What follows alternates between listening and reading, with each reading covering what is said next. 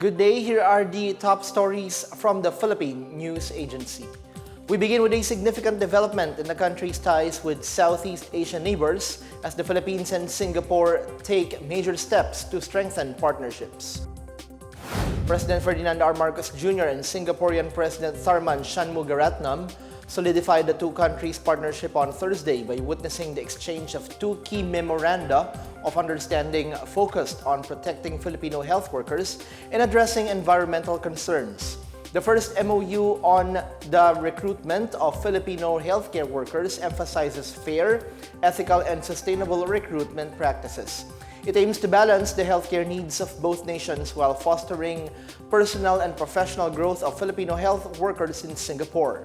Currently, there are about 250,000 overseas Filipino workers in the city-state.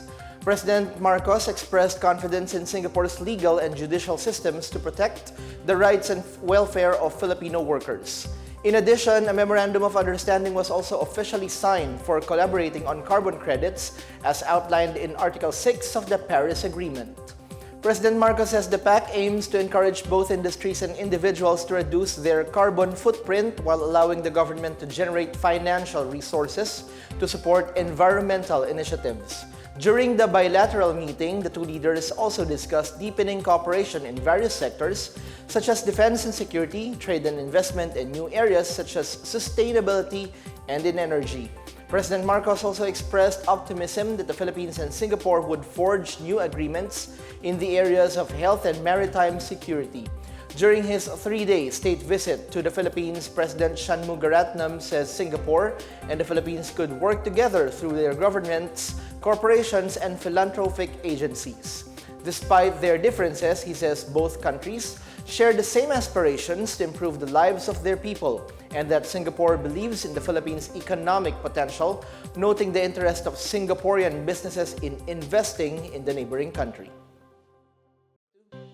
An update on the Bataan oil spill: the Coast Guards of Japan and the United States are assisting the Philippines in minimizing the spill's impact as the country began siphoning oil from the sunken MTKR Terra Nova. In a virtual meeting on Thursday, the Japanese Coast Guard, the U.S. Coast Guard, and the National Oceanic and Atmospheric Administration discussed strategies for effective oil control, with the Philippine Coast Guard providing an update on the oil spill's status. The Japanese embassy says the agencies exchanged views on the future actions to manage the oil spill and expressed hope that this will help prevent the spread of marine pollution and contribute to restoring the marine environment. The embassy adds Japan will continue to work closely with the involved countries. This meeting comes after a previous talk between Japan and the Philippines on August 7. MTKR Terra Nova on July 25 sank near the coast of Lamao Point in Limay, Bataan due to heavy rains and rough waves caused by Super Typhoon Karina and the enhanced southwest monsoon. The vessel was carrying 1.4 million liters of industrial fuel.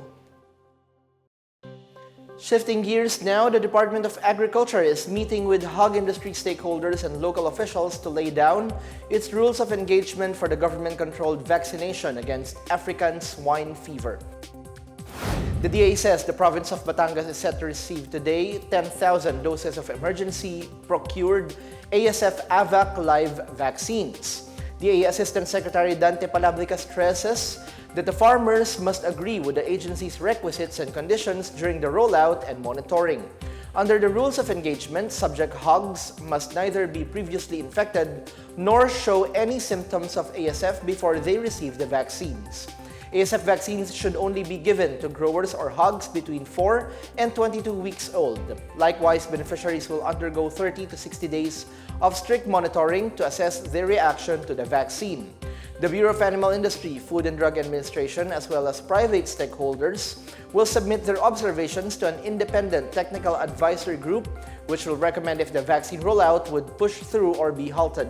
The DA targets to distribute 600,000 doses of ASF live vaccines for the government-controlled vaccination. DA Secretary Francisco Chu Laudel Jr. earlier said the target vaccine rollout for the 10,000 doses in Batangas is August 20. The Department of Trade and Industry is working on 2.65 billion pesos worth of investments in the country's halal industry. The DTI reported these halal investments that were committed from 2023 to 2024 during its budget hearing at the House of Representatives on Wednesday.